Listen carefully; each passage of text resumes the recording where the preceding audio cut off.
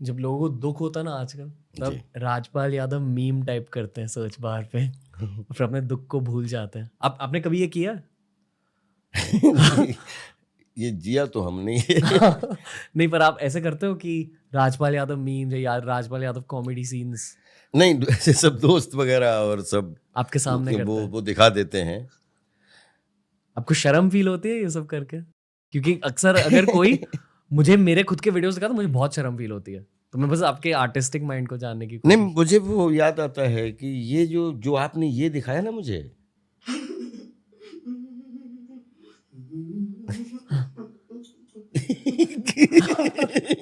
अगर आप देखो कि पहले तो शॉक और फिर क्या अच्छा हुआ कि मतलब ये तो बोल रहा है, नहीं ये बोल क्यों रहा है, ये तो गूंगा था ना, और फिर इसने मुझे मूर्ख बनाया, और फिर उसके बाद मैं हंसूं कि रोऊं।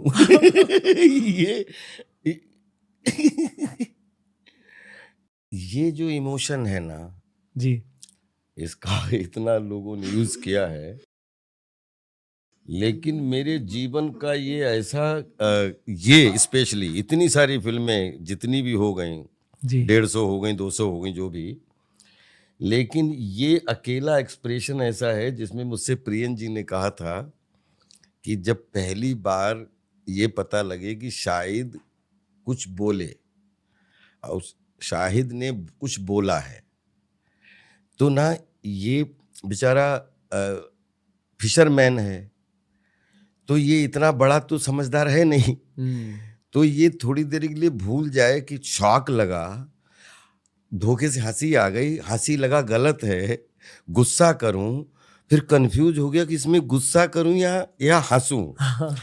तो 4 एक्सप्रेशन 1 2 3 4, हाँ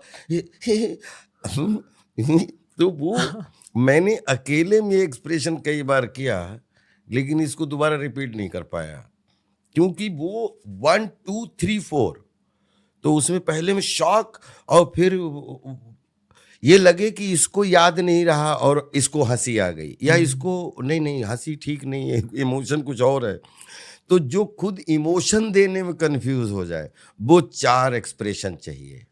और वो खैर पहले टेक में हो गए थे, और टचवुड फिर मैंने अकेले में कई बार ये करने की कोशिश की, लेकिन मुझसे हुए नहीं फिर बाद में। तो फिर टेक कैसे हुआ?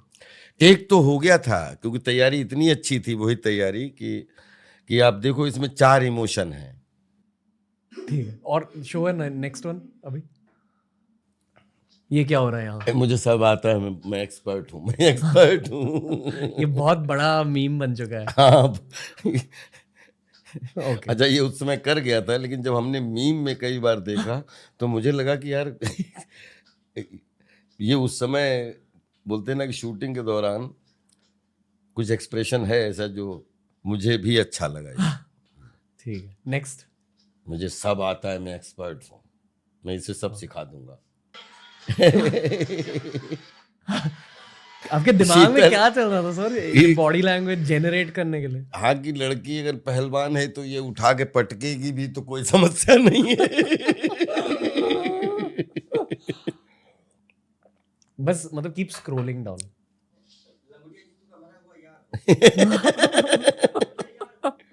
कैसा फील होता है ये सब देख के? ये कैरेक्टर ऐसा था, ये कैरेक्टर ऐसा था कि जो मतलब प्रियन जी जाने उन्होंने कैसे की, लेकिन प्रियन जी ने ये कैरेक्टर जिस दिन दिया था, बोले राजपाल ये कैरेक्टर आपको बहुत प्यार मिलेगा देश दुनिया से, ये बात है, और बोले कि हर सीन एक क्राफ्ट है और कहानी का है।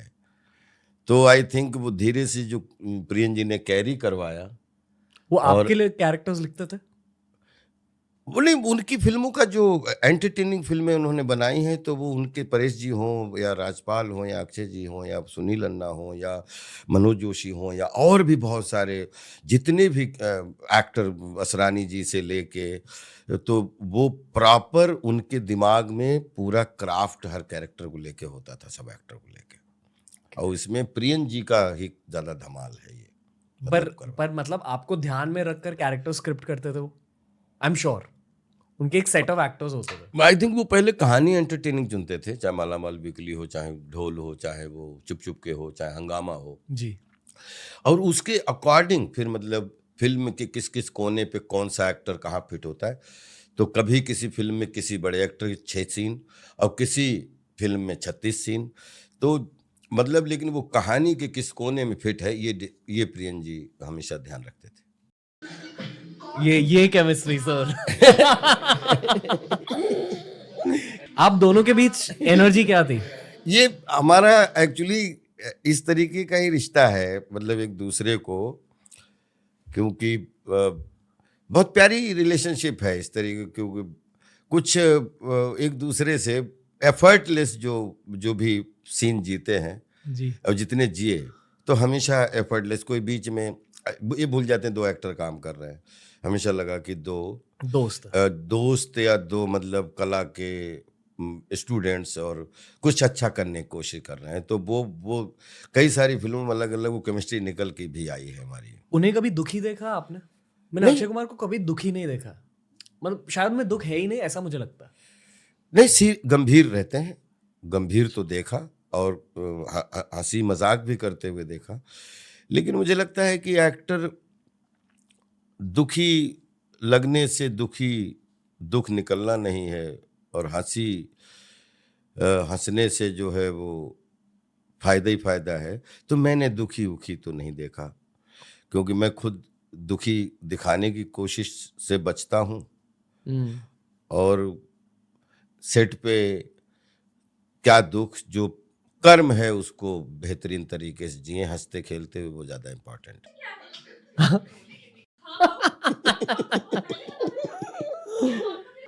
वो सच में मारते थे? नहीं, मारते नहीं थे। सेफेस्ट, मतलब आज तक जितनी मैंने एक्शन की है, मतलब ही इज द सेफेस्ट गाय। मतलब कभी भी एक अक्षय भाई, सुनील भाई, ये सब लोग जिन लोगों से काम किया, तो हमेशा एक्शन में कभी मतलब हमेशा चोट से हमेशा बचे, और हमेशा ज्यादातर सब कॉमिक एक्शन ही फिल्में की हैं ज्यादातर, देखा सबके क्लाइमेक्स, सब कहीं कोई लटका है कहीं कोई, लेकिन टच वुड। मेरी आपकी favourite performance for me is वक्त। हाँ, अरे वो एक अलग, कम लोग बात करते हैं जी जी। और ये पता है मेरी फेवरेट परफॉर्मेंस क्यों है, क्योंकि ये शायद मेरी लास्ट फिल्म थी जो मैंने मेरे दादाजी के साथ थिएटर में देखी। हाँ, अरे तो उन्हें ये वाली सीन बहुत अच्छी लगी। हाँ, मतलब जब ये टीवी पे भी चलती थी, we used to wait for your appearance. ये नट्टू भाई है।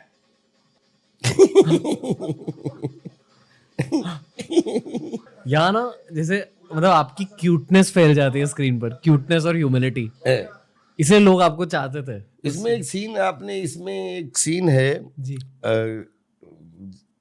कि ये विपुल भाई का एयरपोर्ट, हाँ, वक्त एयरपोर्ट, हाँ, वो सीन जब मैंने देखा तो वो एक ऐसी सिचुएशन कि मुझे भी जब देखा तो बहुत, हाँ, यही। ऐसे फिल्में क्यों नहीं बनती सर? हाँ, ये पता ही नहीं कैसे। अच्छा, ये भूल भूलैया पे, अरे ये याद है क्या हो रहा था आपके दिमाग में भूलैया के वक्त? नहीं, ये सब कैरेक्टर की यादें ताज़ा हो जाती हैं जो इस प्रोसेस में जब कर रहे थे।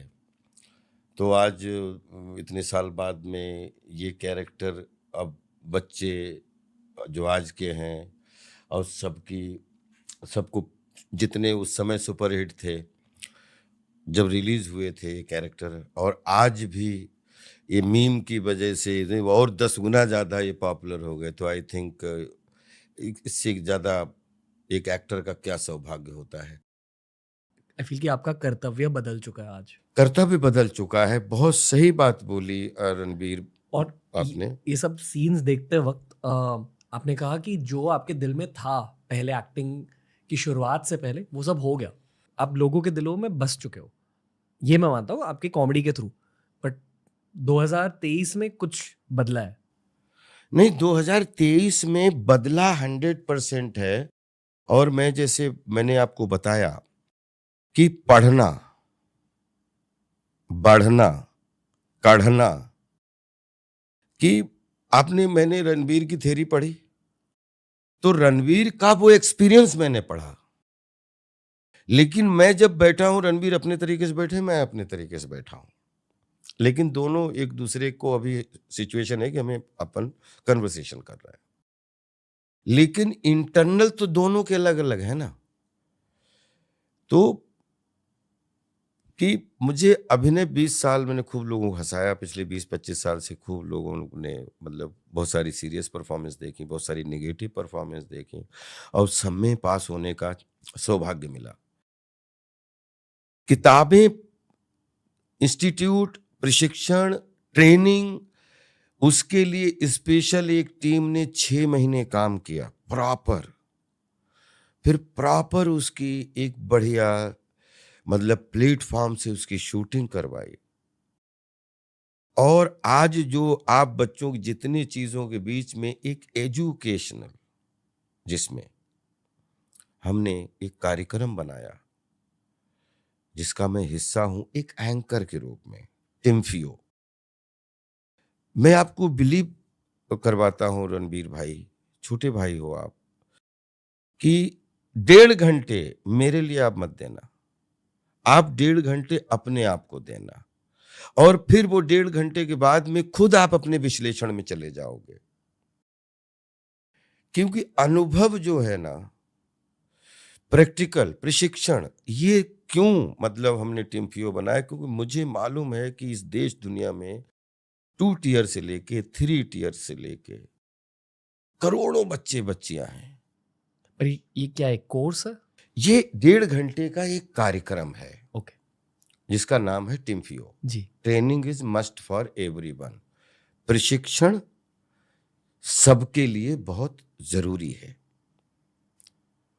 अब आप बोलेंगे कि ये किसके लिए है, किस लिए है? तो मैंने ये प्रोग्राम इसलिए किया है कि पढ़ने वाले बच्चे जो हैं, और स्पेशली 2 टियर 3 टियर के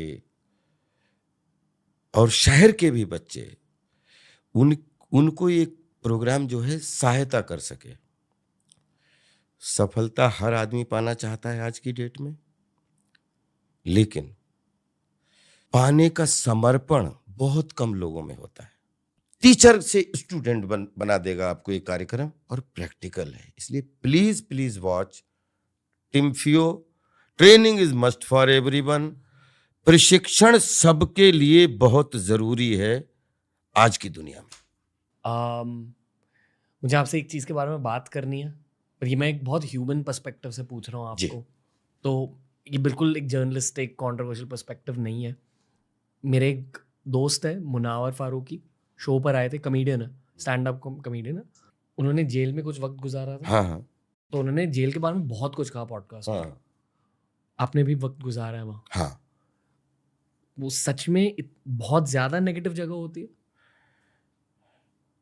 जगह कैसी है वो? अब देखिए साहब, ये चीज ऐसी है कि इसमें 2 लोगों की लेने की कैपेसिटी पे निर्भर करता है कि आप जो हैं किस सिचुएशन में, किस लोकेशन पे, कहाँ पे हैं मतलब जिंदगी में? जिंदगी में। किसी चौराहे पे हैं, किसी जंगल में हैं, किसी मंगल पे हैं, या किसी जेल में हैं, या कहीं बेल पे हैं। और उसमें आप जीने के लिए अपने आप को किस तरीके से मेंटली प्रिपेयर करते हैं, तो आई थिंक फिर वही आपकी वो सबका अपना अपना है। मुझे अब वो सब कारणों के ऊपर डिस्कशन करना अभी इसलिए थोड़ा जल्दबाजी समझता हूं, लेकिन मुझे उस वहां पे मैं वर्कशॉप की थी, और उसमें जो लोग नए लड़के मिलते थे, और जिनसे हमने कभी नहीं पूछा कि तुम कैसे यहाँ हो, क्योंकि ये मुझे नहीं मालूम कि आप, लेकिन हम यहाँ पे अगर हैं तो इस पल को हम बेस्ट कैसे जी लें, तो उसके लिए हमने प्रॉपर थिएटर वर्कशॉप, और वो जो मिलते थे जो कला कल्चर में थोड़ा भी इंटरेस्ट रखते थे या जिन्होंने किया नहीं, तो उनके साथ हमने परमिशन लेके प्रॉपर हम वर्कशॉप वगैरह सब करते थे, और उन पलों को क्रिएटिव तरीके से जीने की कोशिश करते थे, पॉजिटिव रहते थे। सबसे जो भी मिला उससे रिस्पेक्ट से बात की, और मुझे लग रहा है कि कोशिश की कि बहुत सारे लोग ऐसे जेल में मिले और उसमें कुछ फंक्शन भी हुए थे जिनमें हमें कुछ स्पीच देने का भी मौका मिला।